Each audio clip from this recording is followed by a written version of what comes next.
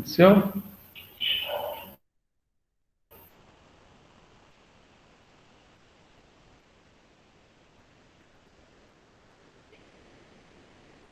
Ai, peraí que ele tá lentinho aqui. Ah, tem um delay. Eu falo, daqui a quase um minuto aparece aí a voz de vocês, né? Para vocês.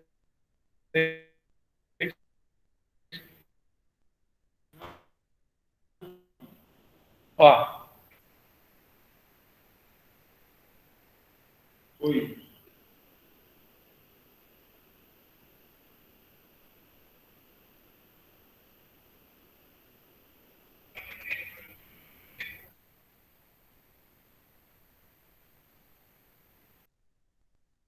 Olha lá. Eu já falei isso, travei. Ah, não faça isso comigo. Não faça isso comigo. Voltou. Voltou. Voltei aí para vocês, gente? Voltei aí para vocês, gente? Então, muito bom dia para todos.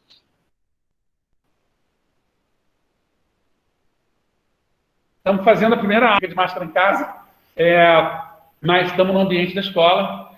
Isso enfim, uma novidade. A gente está voltando e está voltando do jeito mais corretinho possível. A sala de aula podem ter 10 pessoas, então, se vocês quiserem, só temos 2 colegas aqui hoje, mas também está chovendo e tal, então a internet já não é das melhores. Com a chuva ela fica pior. Mas eu vou tentar dar exatamente a mesma aula que eu estava dando de casa, tá? Vou gravar, estou gravando, para a gente poder continuar tendo acesso a essas aulas posteriormente pelos links lá no YouTube. E é isso, gente. Vamos continuar a falar da Europa. Eu acho que não vai dar para escrever, porque fica muito longe, né? O quadro, para vocês, dá para chegar, mas para eles, então ali não dá. Então, eu vou continuar passando aqui os PowerPoints. Aí, se vocês quiserem anotar alguma coisa, você pede para esperar, eu espero. Se não, tem lá, não vai ter gravado. Tá? Do mesmo jeito que eu estou dando todas as aulas. Então, vamos lá. Partiu Europa, terceira parte. Tá engraçado isso. Olha lá, eu falo, daqui a pouco minha voz aparece no celular do Gabriel. Oi?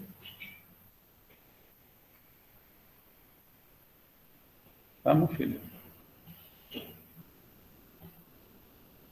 Apareceu aí alguma coisa para vocês, gente? Não. Ainda não? Até amanhã, então, Thiago. Obrigada. Ai, filho, apresentar.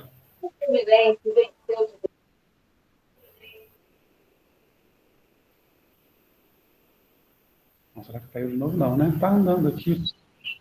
Bora!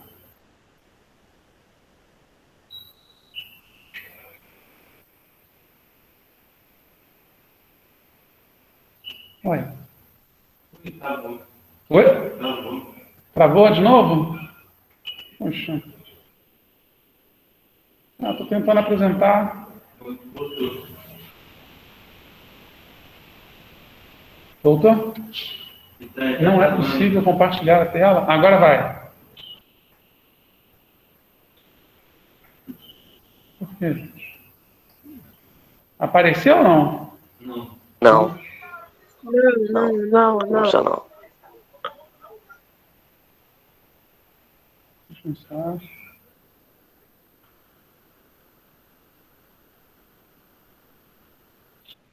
Peraí. Ah, chato isso. Não dá para apresentar porque está travando, né? Ai, calma. Bom, vamos lá. Hoje é o dia do teste, então é um dia para a gente ter calma. Sumiu aqui a aba de apresentar para mim.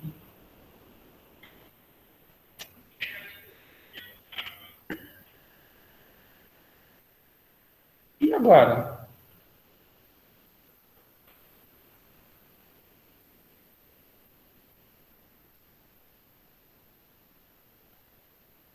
Bom, meninos, para a gente não se perder muito, Eu vou sem... Não, peraí. Keyboard. Acesso rápido, permitir compartilhar a tela. Está tudo organizado aqui, gente.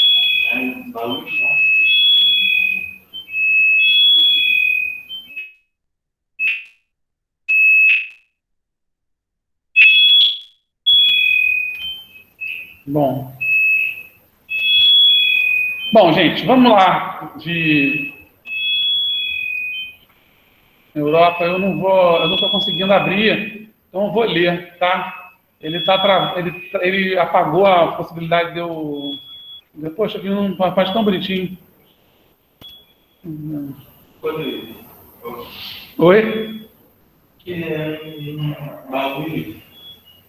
Ele tem um ícone aqui, apresentar agora, ele está apagado, ele não está aparecendo. Ele parou para mim, não funciona mais. Vou fazer o seguinte, eu vou gravar essa aula depois em casa. Eu vou dar aula agora, vou falar, tá? Como se a gente estivesse lendo livro. E aí em casa, eu gravo essa aula, posto no YouTube e passo o link para vocês, tá bom? Estamos vendo a Europa desde, sei lá, 2 semanas atrás. Esse pequeno continente, né, que é o segundo menor continente tem... engraçado, desculpa, gente, vai ter hora que eu vou ficar aqui sem querer, por hábito, já acostumei com 1 ano fazendo isso, tem que olhar aqui para os seus colegas que estão aqui, né? Então, assim, a gente tem esses 3 continentes, a gente tem a Europa, que é o segundo menor, mas que é o continente que tem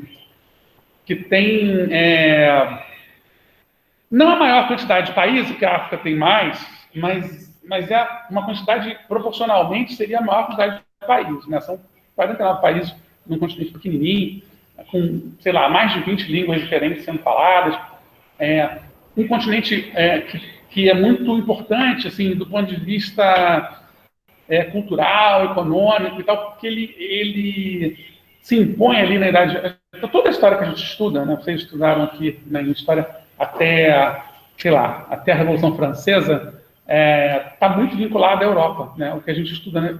Como a gente vê a Europa, porque esses países europeus, a França, Inglaterra, Portugal, Espanha, colonizaram a América, basicamente. Então, você tem todo esse supercontinente gigante aqui, né, americano, que foi colonizado pela Europa, pelos países europeus. Você tem uma influência muito forte dos europeus na Ásia, né, porque você tem ali também um processo depois, já no final do século XIX, começo do século XX, do chamado neocolonialismo.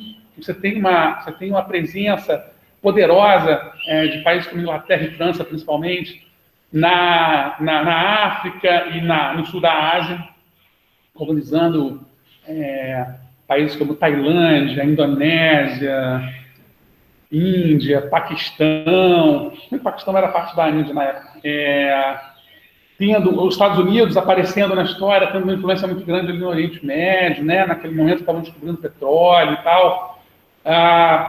E esses mesmos países com uma presença muito forte na África, juntando com Portugal, que ainda manteve suas colônias, acho que até o meados do século XX. Então, tem uma força, uma presença muito grande, um espalhamento muito grande do modelo de vida europeu, né? Das línguas europeias, da forma de ver o mundo, das legislações e tal. No momento presente, e mais antigamente ainda, né? Mais antigo ainda, você teve o Império Romano, né? Que é basicamente ali a Itália, que se espalhou pelo mundo conhecido na época. Você tem o Império Macedônio, um pouquinho antes. Você tem a presença grega, que é extremamente significativa, né? Talvez, eu acho que antes dos gregos, aí sim, você tenha uma hegemonia africana do Egito, né? Uma hegemonia ali do Oriente Médio, né? Dos sumérios, babilônios, fenícios e tal. Mas a partir do advento ali do que a gente conhece como Grécia, Grécia clássica, Grécia que cria filosofia, democracia, as ideias de cidadania e tal. Você tem uma hegemonia europeia que perdura até hoje, né? E aí a gente divide a Europa de várias maneiras.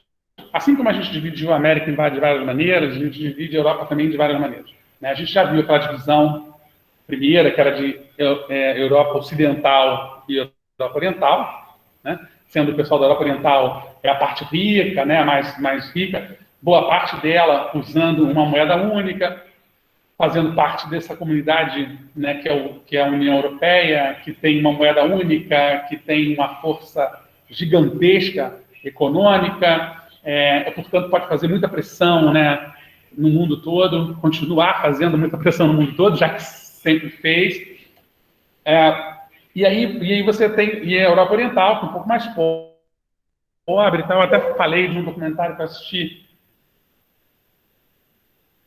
na Netflix, chamado Mercador, que é assustador. Você não consegue de estrada de terra, de falta de dinheiro, de trocas, de trocas quase que primitivas. Assim, o cara troca produtos por batata, né? Se não tiver dinheiro, ele troca qualquer coisa. Na Europa, que é na Croácia, um dos países do leste europeu, né, que é tão subdesenvolvido quanto a gente aqui. Outra divisão que a gente pode fazer da Europa é a divisão territorial mesmo, né, aquela que a gente chama de geográfica e tal, clássica. A Europa setentrional, que está lá em cima, no norte. A Europa meridional, que está aqui no sul. Aqui não, lá no sul. Aqui é só o Brasil. Está lá no sul da Europa, que é a Europa mediterrânea também, né? Grécia, Itália, Espanha, Portugal. E a Europa do leste, do oeste, tal. Então você tem do oeste, do leste, tem essas divisões para fazer. E eu queria começar pela Europa setentrional, que foi exatamente o que eu preparei ontem. É uma Europa menos conhecida da gente, tá? É a Europa mais misteriosa, é a Europa dos países escandinavos, é a Europa dos países nórdicos, é a Europa dos vikings, é a Europa que a gente só viu falar por causa do Thor, do Odin, é a Europa do frio extremo, né? Aquela Europa lá de cima, que chega no círculo polar, que tem as temperaturas mais frias do continente, né? O norte da Rússia, o norte e toda aquela região ali, a Islândia. Os países que formam a Europa setentrional são a Dinamarca, a Estônia, a Finlândia, a Islândia, a Letônia, a Lituânia, Noruega e Suécia. Mas tem histórias muito diferentes. A Lituânia, Letônia e Estônia eram parte da União Soviética até 1990. Eram parte dali do bloco socialista e tal. Deixa eu mostrar para vocês aqui, ó. Vou virar aqui Peraí, gente. Vou virar aqui para o pessoal que está aqui ver. Só vocês estão vendo. Ó, isso aqui. Tá? Dá para ver, né? Consegue ver? Ah, você está ali. Tá preto aí? Ih, será que é por causa da luz? Certas pessoas têm uma pode ser. Pode ser. Ficou preto aí? Deve ser por causa da luz. Voltou ao normal? A câmera estava quieta. Ah, não dá para vocês verem, porque eu não sei porque não entrou. Não está apresentando. Ah, então, não está apresentando. Só os meninos aqui que viram. Então, assim, a Europa setentrional é a porção norte do continente europeu. Em muitos momentos, essa região tem sido definida de maneira variada, mas atualmente, quase consensualmente, inclui esses países ao lado aqui: Dinamarca, Estônia, Finlândia, Islândia, Letônia, Lituânia, Noruega e Suécia. Por que muda, às vezes? Porque, às vezes, os escandinavos são um grupo étnico também, que é formado ali por suecos, noruegueses, islandeses, dinamarqueses, são os famosos vikings, né? De uma maneira mais genérica, assim. Os lituanos, estônios e tal, eles são muito mais associados à Rússia, são povos eslavos, né? Uma outra formação étnica. Os finlandeses são um grupo étnico muito próprio, a própria língua deles, eles não conseguiram encontrar uma variante, tem nenhum povo no mundo que fale uma língua parecida com o finlandês. É uma autóctone que chama, né? Uma língua própria deles, não tem muita variação linguística, assim, muita proximidade linguística com as outras. E você tem ali uma proximidade, a Dinamarca, por exemplo, são os povos germânicos, né? Então você tem esses grupos todos fazendo parte dessa Escandinávia ou Europa setentrional. Deixa eu ver se eu consigo agora, se de repente voltou. Ele resolveu aparecer. Eu estou apresentando aqui. Que doideira. Vocês estão vendo alguma coisa? Não, tá tudo preto. Não tô vendo nada não, não tô vendo nada não. Espera aí. Nada. Faz um tempo que Vou tentar apresentar de novo. Espera aí. Aqui. Compartilhar. Vê aí, Gabriel, se aparece. Foi? Eita, que aula confusa. Apareceu? Então tá. O que eu acabei de falar para vocês foi isso aí. A Europa setentrional é a porção do norte do continente europeu, e em muitos momentos essa região tem sido definida de maneira variada, mas atualmente, quase que consensualmente, inclui esses países aí, tá? Dinamarca, Estônia, Finlândia, Islândia, Letônia, Lituânia, Noruega e Suécia. Como é que é? Tem uma série, se alguém tiver Netflix, tem uma série islandesa bem legal, que é Trapped. Tem? Então, tem uma série muito legal, Trapped, o nome. Trapped, T-R-A-P-P-E-D. É bem maneiro, uma série policial.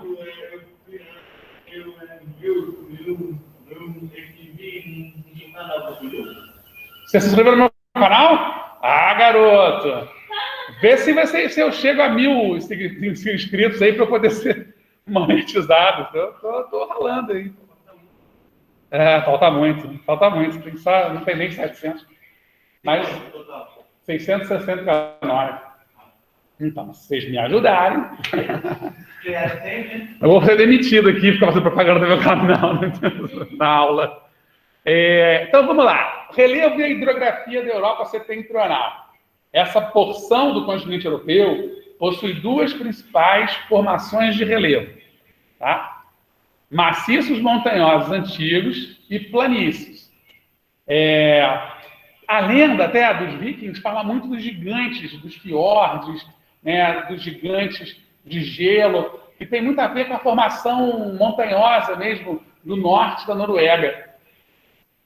E ali também no norte da Suécia, que você tem montanhas enormes, e como o gelo tem uma dinâmica muito forte ali de movimento, né, eles imaginavam de longe, né, sem poder chegar lá perto, que aquilo eram gigantes que estavam se mexendo e tal, e que o Odin morava por ali, lá em cima e tal. Tem muito a ver com essa perspectiva da geografia, assim, muito da mitologia deles. Mas os maciços montanhosos antigos foram formados em eras geológicas muito distantes e já se apresentam bastante desgastados. Contudo, o relevo que predomina de fato no norte europeu são as planícies, que possuem uma enorme extensão.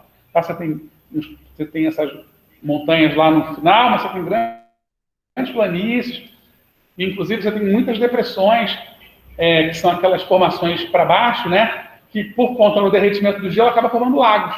Então você tem uma área de muito lago, uma área lagunar bem extensa nessa região. No que se refere à hidrografia do norte europeu, seus rios são pouco extensos, assim como os demais do restante da Europa. Aliás, essa região concentra algumas das nascentes dos rios europeus. A região apresenta uma rede hidrográfica em que se destacam não só rios, os lagos Peipus e Vänern. São exemplos de alguns rios importantes, o rio Ume e o rio Indai, que são os dois rios mais importantes daquela região toda. Rios de maior destaque que nascem na região dos Alpes escandinavos e são muito utilizados para a produção de eletricidade. Como nascem na montanha, terreno muito acidentado, naturalmente produção de hidrelétrica, né? de energia hidrelétrica. Tá?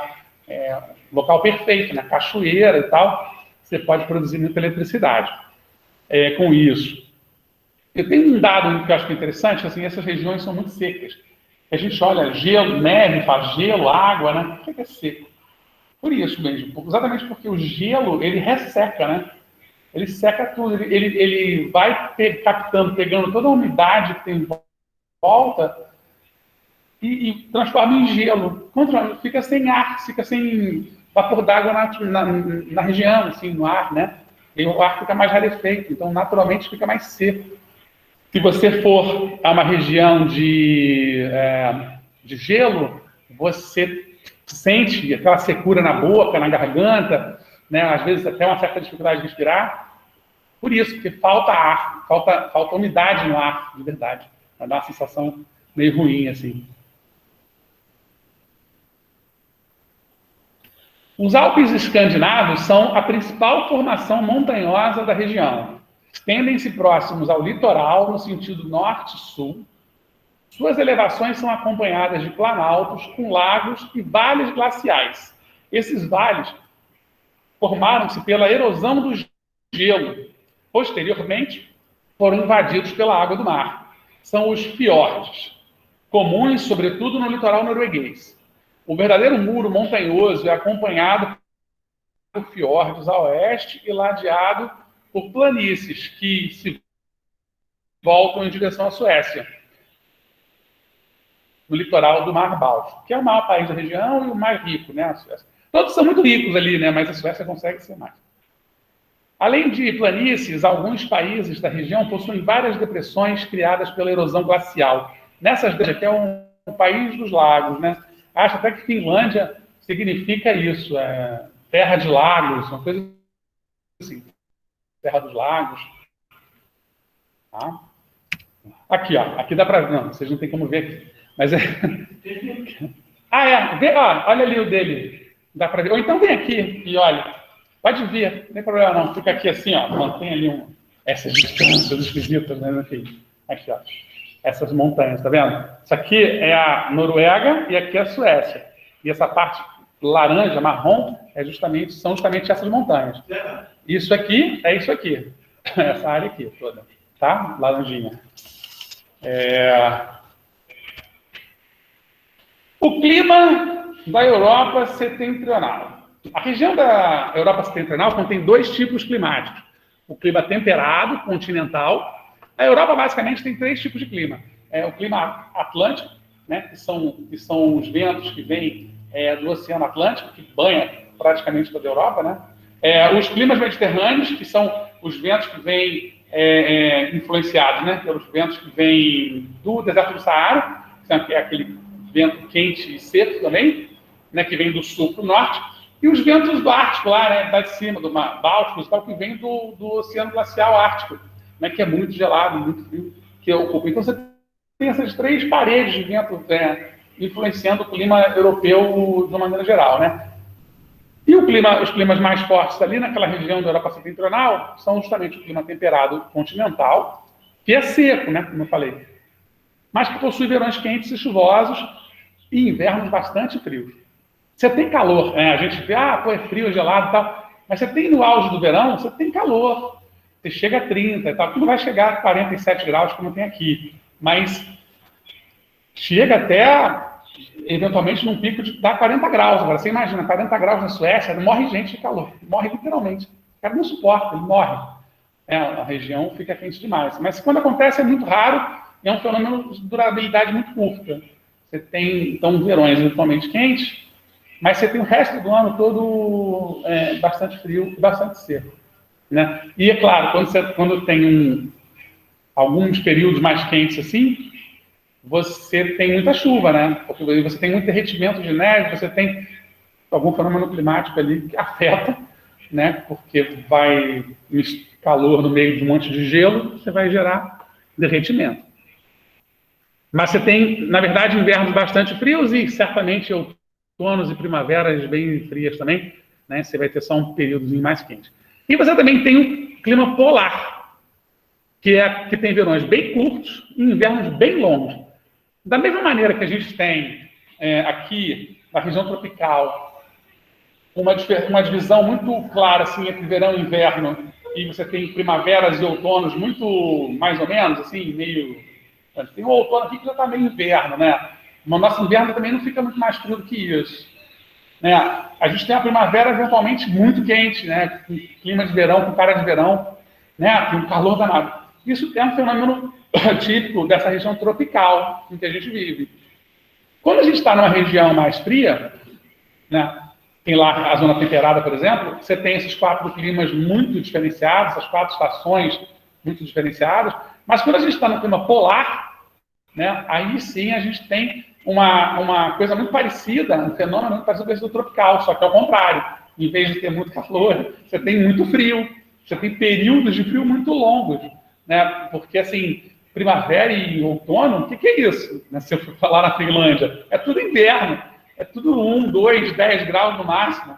Né? Aí você tem um momentinho lá de verão, chega uns 20 e poucos graus, o povo sai pelado na rua, com 20 graus, está um calor danado, depois o negócio fria para 10 de novo e 1 e menos 30 que dá na Lapônia. Né?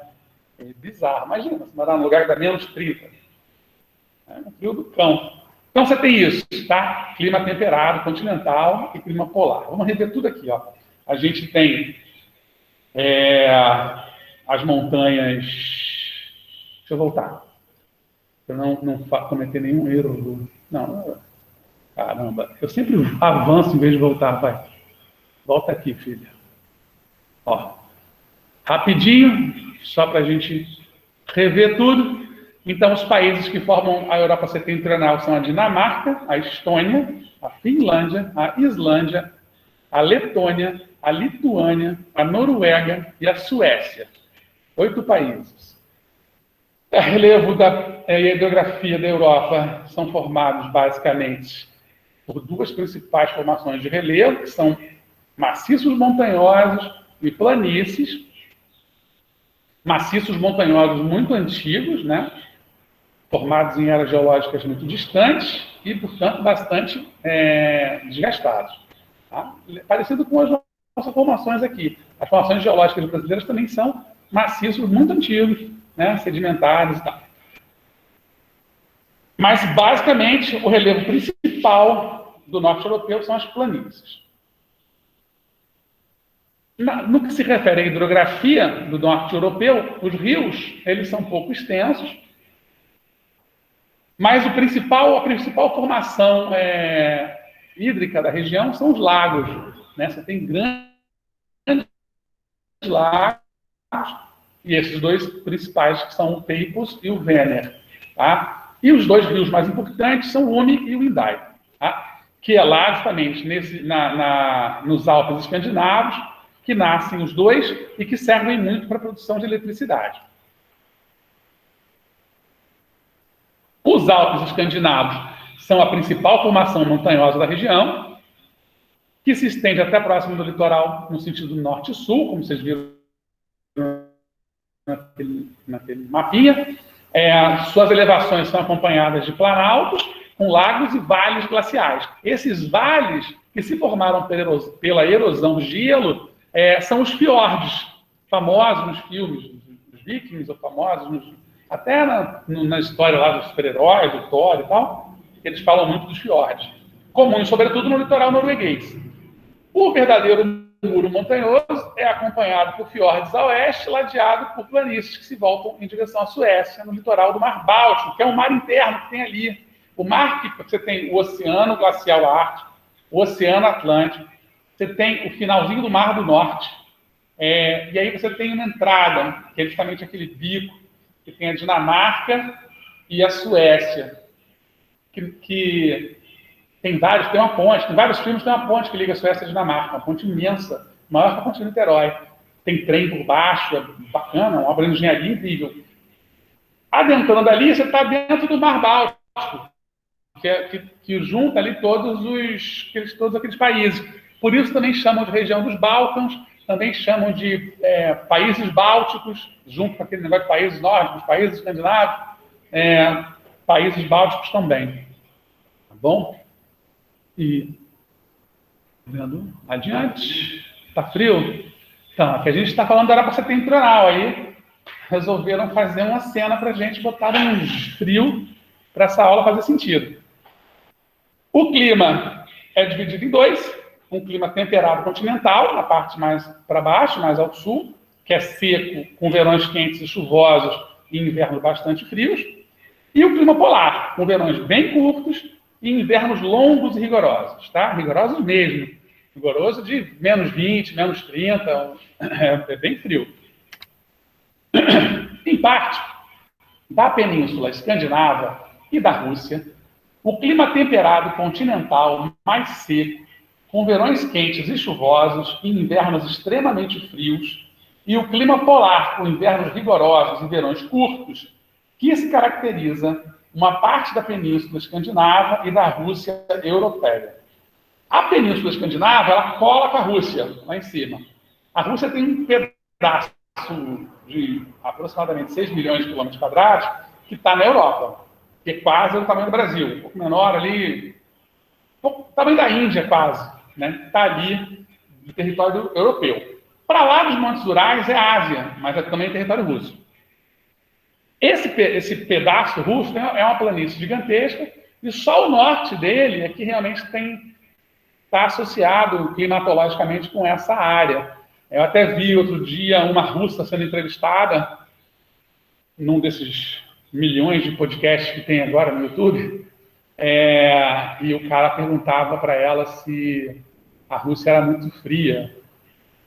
E ela dizia, olha, depende do lugar. Eu sou nascida na Crimeia, que é uma região ao sul ali, fronteira com o Mar do Norte, com o Mar Negro, e lá é quente. Aí ele ficou tentando fazer piada, antes os humoristas, quente quanto? -1, -2? E ela, não, é quente mesmo, porque é quase no sul, é quase ali perto da Macedônia, perto da Grécia. Então, assim, é quase na Europa Mediterrânea, portanto é quente. Né? Você tem um verão calorento pra caramba. Mas o sujeito não conseguia, ele estava mais preocupado em fazer a piada do que entender a geografia, então ele jogou fora esse pedaço da entrevista, porque ele ficou insistindo em fazer piada, e a menina ficou tentando explicar para ele que a Rússia era enorme e que tinha realmente lá em cima, São Petersburgo, Moscou, que são cidades frias. São Petersburgo, principalmente, que está ali perto da Finlândia e tal, já é bem frio mesmo. Mas que o sul ali da Rússia é quente, tão quente quanto a gente. E a gente sabe disso, porque na Copa de 2018, o Brasil jogou justamente nessas regiões mais quentes. Né? Então, a gente acompanhou ali um processo tal, de calor. Mas, enfim, o erro desses caras é querer fazer piada em vez de tentar entender e aprender o que está sendo oferecido, né, pela pessoa. Então, você tem esse trecho aí da Rússia também, que faz parte dessa região. E aí a vegetação. A vegetação é constituída, basicamente, por tundra, floresta temperada, floresta boreal de coníferas e estepes. As estepes, elas são aquela terra, né, aquela área toda com pouquíssimos arbustos, muita grama e tal. Acho que todas vocês já viram, né? Floresta boreal são aquelas árvores tipo a árvore do Papai Noel, aquelas árvores coníferas, né? Que parecem um cone de... Ai, caramba, esqueci, assim, né, o tipo de árvore. Você aprende conífera e não lembra pinheiro, aqueles pinheiros, né? Bonitos e tal, se desenvolvem bem nessa região fria e são excelentes na produção de papel. Por isso, esses países aí, do ponto de vista industrial, são grandes produtores de papel. Porque o pinheiro ele tem uma formação em camadas. Você vai descascando ele. Então, o cara descasca a árvore, você não corta a árvore. Você corta a tora, bota numa máquina, a máquina vai meio que desenrolando a madeira, e aquela madeira vai sendo cortada em lâminas cada vez mais finas, para fazer o papel. Então, sai um papel, já viram um papel reciclado, papel orgânico, você quer meio amarelado. Então, aí eles pegam esse papel, aí jogam toda uma e aí a gente poder usar.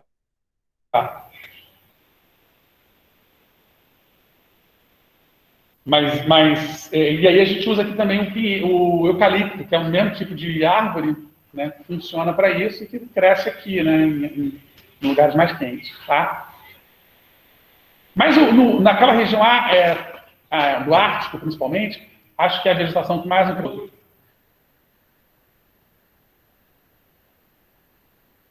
E ela é muito resistente, então ela fica ali 6, 7 meses coberta por gelo, vem no verão, derrete e ela surge e aparece. Vem ver de novo aqui, ó, como é que funciona. Ó, a tundra, essa vegetação. Quando você está no auge do inverno, fica tudo coberto de gelo. Aí depois vai descongelando e vai mostrando essa forma aí. A tundra não existe só na Escandinávia, tá? Ela também acontece na Sibéria, já no continente asiático, no Alasca, no Canadá e na Groenlândia, já que o Círculo Polar Ártico recebe pouca luz e pouca chuva, apresentando um clima polar, frio e seco. Lembra que aqui é tão quente, gente, que nem o nosso gelo é seco, né? A gente abre o freezer, tira o gelo do freezer, ele começa a derreter automaticamente, né? Ele começa a ficar meio molhado, fala, caramba, a gente tem noção, para um europeu, assim, isso é meio impensável. Né? Tanto que esses lugares tem nem geladeira, não precisa. Né? Situada próximo do Polo Norte, no Círculo Polar Ártico, recebe pouca luz e pouca chuva, apresentando um clima polar, frio e seco. O solo permanece gelado e coberto de neve durante a maior parte do ano. Andamos. No contexto da União Europeia, Dinamarca, Suécia, Finlândia, Alemanha, Bélgica e País Norte.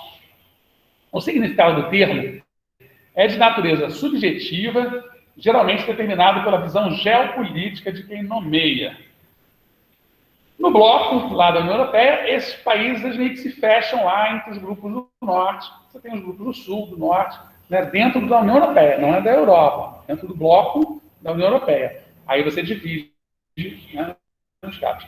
Essas definições, elas são muito políticas mesmo, elas não são definições. Tem definição que a gente elegeu ali, que eu falei logo na primeira página desse nosso PowerPoint, que é justamente Dinamarca, Finlândia, Islândia, tal.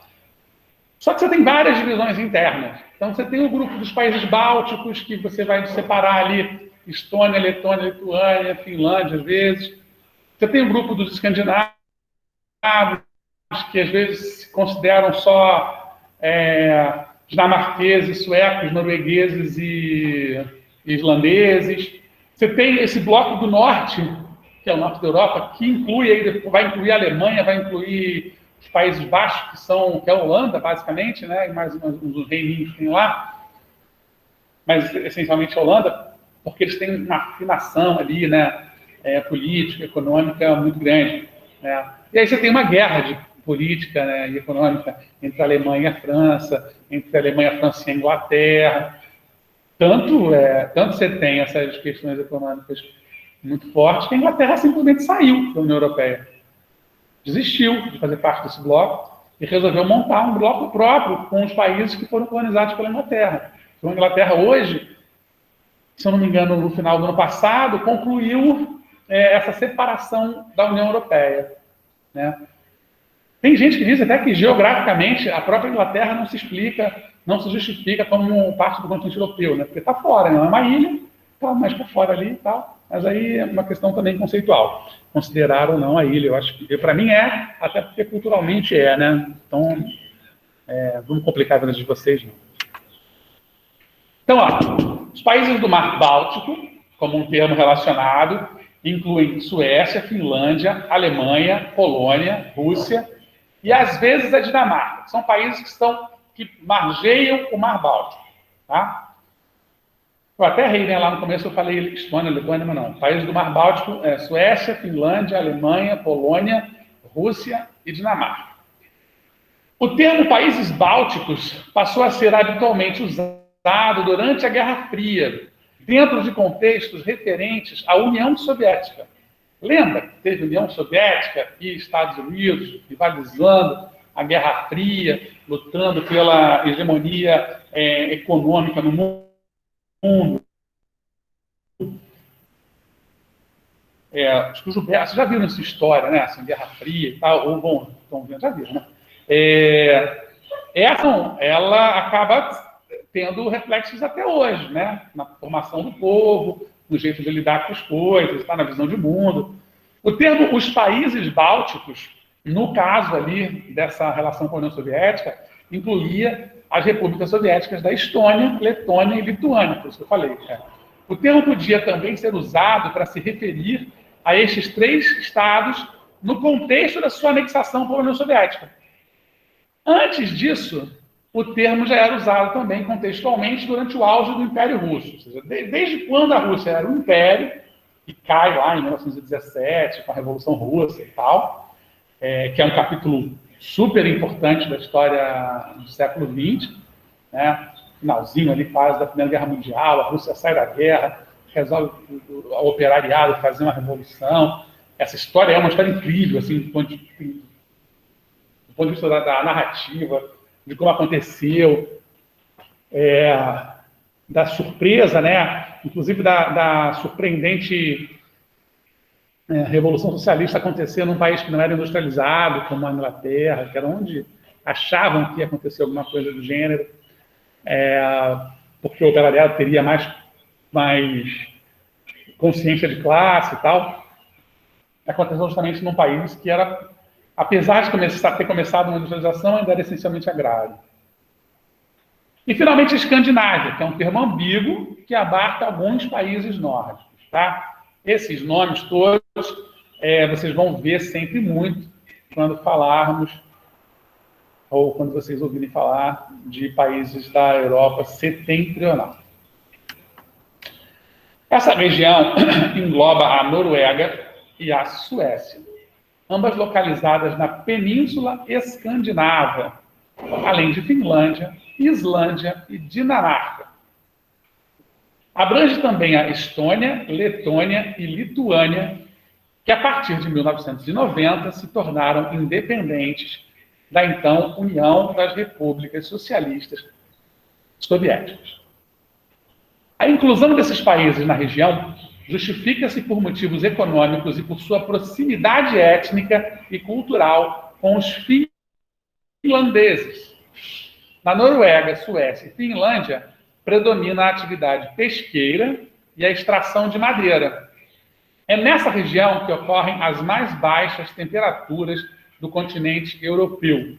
E é lá que mora o Papai Noel. Lembra do Papai Noel? Que para vocês que já são adolescentes não existe mais, mas que para as crianças continua existindo. Existe, né, Gabriel? Existe. O Gabriel também existe. Então, mas o nosso amigo, o bom velhinho lá, de barba, que distribui presentes, ele tem mão de rena. Por que ele tem mão de rena? Porque ele tem rena na Finlândia.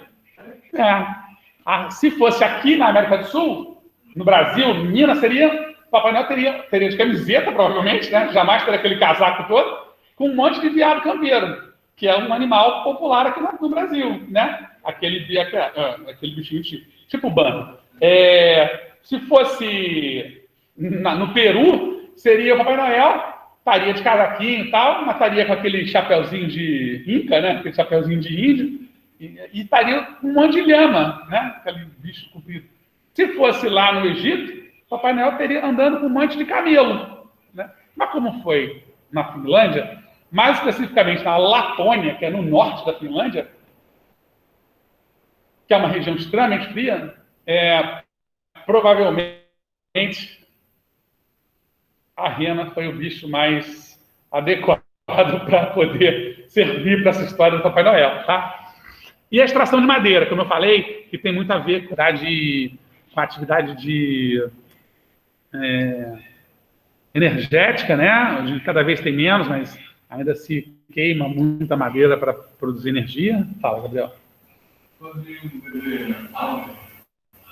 Pode, tem um quadradinho ali fora para você beber água. Mas aí você não tem garrafa, nada, né? Tem que ir lá embaixo pegar, pedir algum copo, ver se tem. Tem que ir lá embaixo ver se você consegue beber água, tá? Enfim, aqui dentro da escola está cheio de restrição, gente.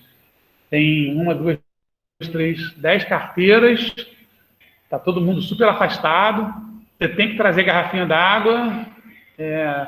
E tem um quadrado vermelho ali para poder beber a água do lado de fora. E se tossir, tem que sair de sala. O negócio está feio. Mas vamos ver se a gente vence esse coronavírus desgraçado. Esses são os suecos, amarelos, azuis, pessoas festeiras, adoram o Brasil, parecidos com os brasileiros, não fisicamente, mas num jeito, né? Enfim, é mais ou menos isso. Essa turma aí, essa é a bandeira da Noruega. Suécia e Noruega são reinos. Dinamarca, acho também, são reinos. Eles têm econômica. Depois eu vou trazer, na próxima aula, eu vou falar da questão econômica e política. Eles são reinos constitucionais, que nem a Inglaterra, né? Suécia, Noruega. Inclusive, a rainha da Suécia... da Suécia ou da Noruega? Agora estou em dúvida. É brasileira, a rainha Silvia. Ela casou, né, com um príncipe sueco e virou princesa. Olha que legal. Aí, meninas, de repente dá para virar princesa na Europa. População da Europa setentrional. A região norte da Europa é marcada por uma baixa densidade demográfica. É a região menos povoada da Europa por conta de seu clima, que é dotado de um inverno extremamente rigoroso e temperaturas quase sempre frias. É uma região considerada um verdadeiro vazio demográfico. E a sua população é composta, em sua maioria, por adultos. Então, assim, você tem realmente uma população que não está crescendo, né? A gente já falou pra caramba na outra aula sobre esse crescimento demográfico negativo, né? Que eventualmente, ou estagnado, né? Ou estacionado. Essa região da Europa setentrional é uma que tem claramente isso, é um crescimento vegetativo, está estacionado, não aumenta nem diminui. Em populações pequenas, né, você vê que na Suécia é um país grande, tem 20 milhões de habitantes, né, muita gente assim. Né, você vai ter 1 milhão, 2 milhões de habitantes em Estocolmo, que é a capital, né, as principais cidades, né, em Copenhague, em Oslo, em Helsinki, você vai ter ali mais de 1 milhão de habitantes em todas essas cidades. Mas saiu da capital, cara, as cidades são pequenas, tem um vazio enorme. Quanto mais para o norte, mais vazio está, né? Mais frio mais vazio é. Né? Você vai ter realmente muita atividade pesqueira, porque você tem bacalhau nessa região, né? O bacalhau é tão famoso em Portugal, mas é engraçado que na costa portuguesa não tem bacalhau. O português pesca bacalhau na Noruega. Pesca bacalhau lá no Ártico. O bacalhau é um peixe de temperaturas muito frias.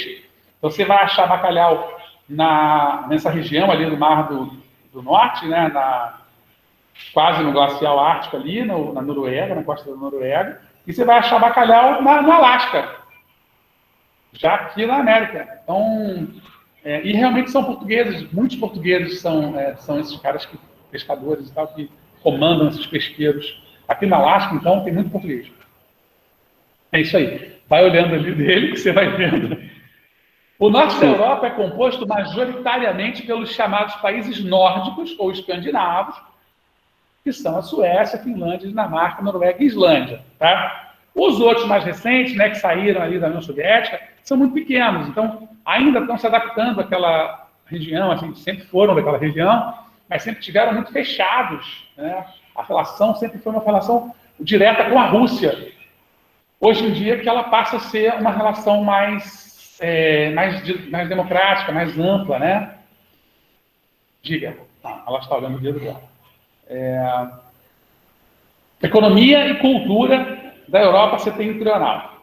Esses países possuem uma organização política similar, tudo mais ou menos parecido, assim, que coopera entre si. Além disso, eles se estruturam de acordo com um sistema político e econômico chamado de Estado de Bem-Estar Social. Tá? Voltando aqui para vocês, gente, desculpa. Quando eu estou vendo, eu estou aqui para a câmera, então, assim, tem que falar com os colegas. Eu vou para a câmera aqui, assim. O Estado de Bem-Estar Social é um sistema econômico, né, político-econômico, que se caracteriza por uma forte presença do Estado, ou seja, tem uma presença do Estado muito marcante na educação, na saúde, né, na infraestrutura, mas que abre espaço para a iniciativa privada em muitos aspectos, né? Então, assim, não dá para confundir com socialismo, entendeu? Não é aquele capitalismo agressivo do vale tudo, como é o do norte dos Estados Unidos, mas também não é o socialismo estatal, sei lá, de Cuba ou da China, que tudo pertence ao Estado. Tá? Ela tem um equilíbrio, coisas mais estratégicas, tal, são feitas, o Estado toma para si, e aí, por exemplo, toda educação é pública, toda educação, não tem aquele carinha riquinho que vai estudar, vocês devem ver isso em filme, né? Não tem essa figura que vai estudar numa escola, até tem, os bilionários, né, em qualquer lugar do mundo, são uma casta social intransponível. Mas, na média, do cara da classe média alta até o cara mais pobre, vai estar todo mundo mais ou menos na mesma escola, estudando, tendo as mesmas aulas, tendo as mesmas oportunidades. Isso é um padrão bem europeu, e nessa sociedade escandinava é bem mais radical. Então, assim, você vai ver o filho do refugiado que veio da Síria na mesma escola do filho do dono da empresa, do presidente da Nokia, sabe? Os dois estão ali, talvez o dono não, mas certamente do gerente geral, do diretor, executivo, não sei o quê. Está todo mundo junto. E isso eles falam de igualdade de condições, né, para que todo mundo se desenvolva. Tá? Eu vi outro dia um filme... Sério, essas minisséries eu vejo muito, eu ando maratonando muita série. Acho que todo mundo, né? Está preso em casa. Sueca. E aí a pessoa lá se queixando da pobreza. Que era pobre. Aí chega no apartamento do cara, um conjunto super bonitinho, um prédio super bonitinho, a casa, o apartamento todo bonitinho.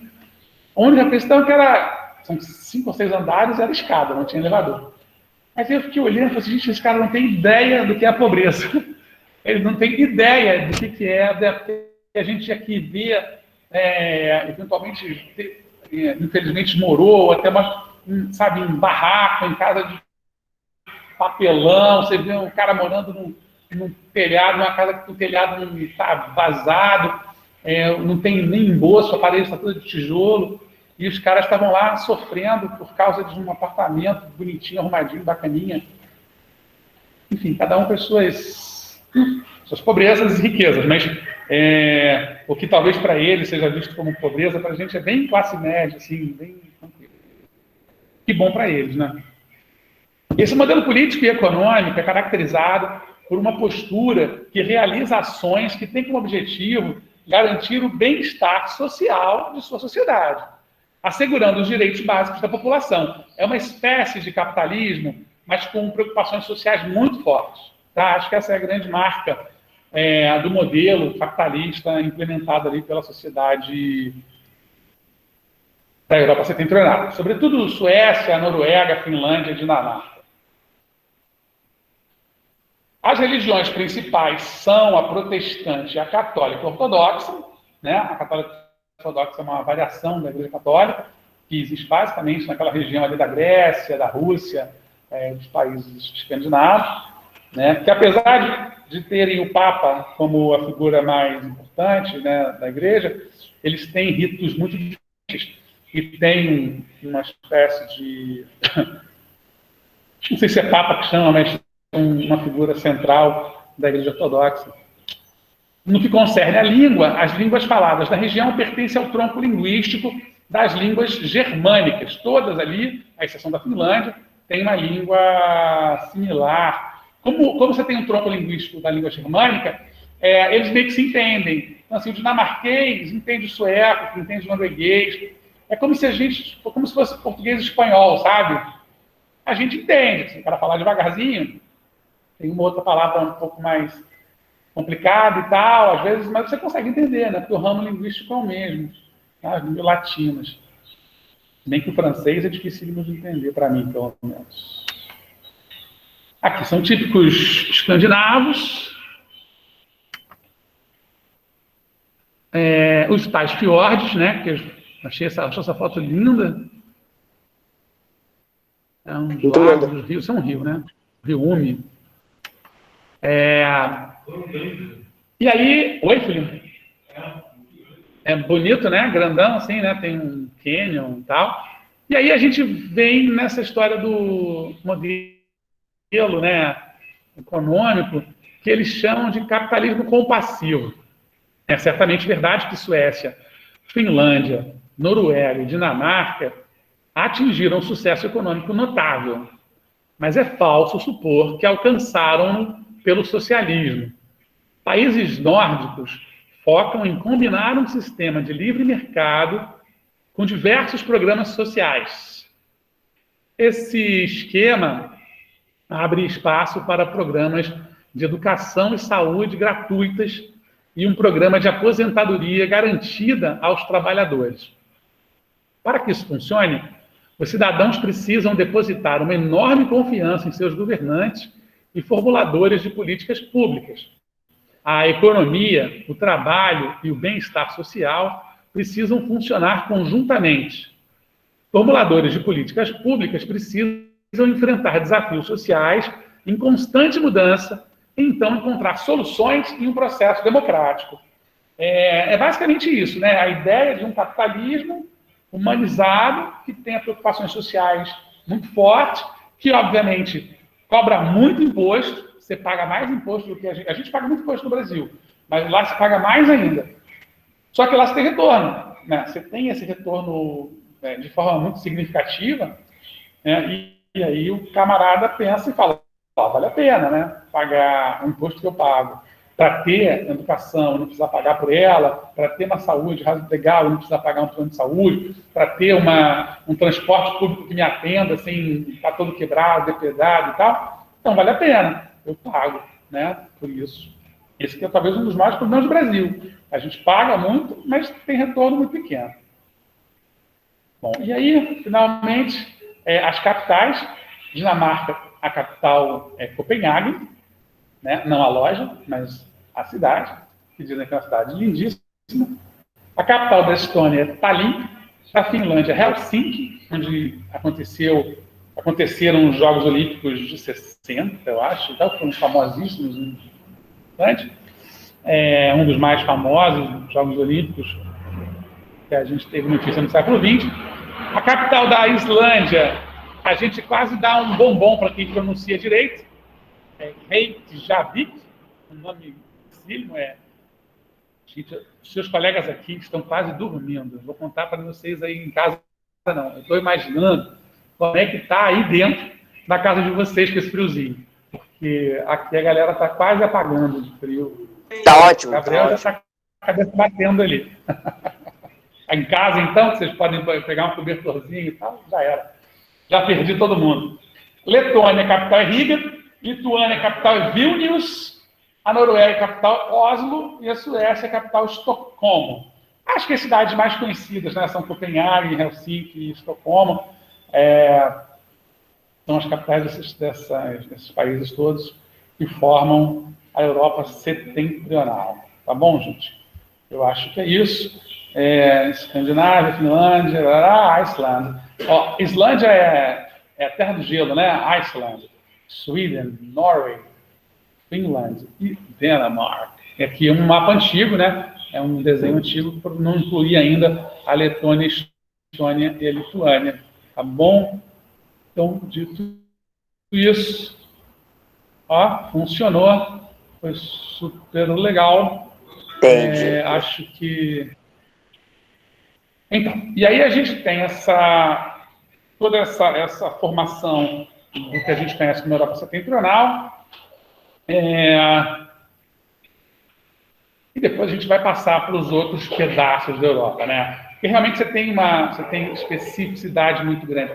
Você tem ali a própria Europa Mediterrânea, você vai ter... É muito diferente da Península Itálica, da Península Ibérica, né? Da região ali da Grécia e tal.